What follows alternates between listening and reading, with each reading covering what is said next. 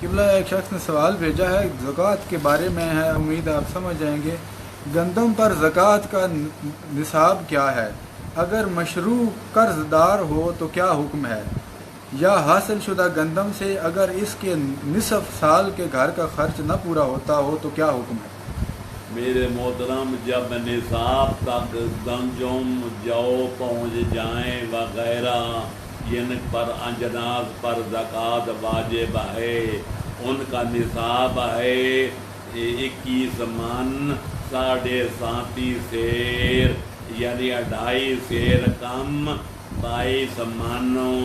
اس کے بعد آدمی مقروض ہو یا خال کا خرچہ پورا نہ ہوتا ہو، قرضہ زیادہ ہو، دانے تھوڑے ہوں، قرضہ دینا ہو، ساری صورتوں میں صاحب نصاب پر زکوٰۃ ادا کرنا واجب ہو جاتا ہے۔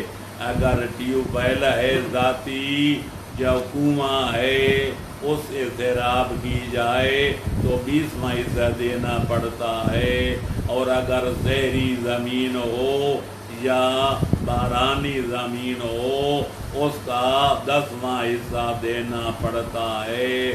اس میں قرضے کا ادا کرنا یا سال کے خرچے کا رکھنا کوئی مستثنا نہیں ہے۔ جس کے پاس نصاب یا نصاب سے زائد گندم ہو جائے، جو ہو جائے، کھجور ہو جائے، انگور ہو جائے، باقی اجناس سے ہو جائیں، اس پر زکوٰۃ کا ادا کرنا واجب ہو جاتا ہے۔ قبلہ ایران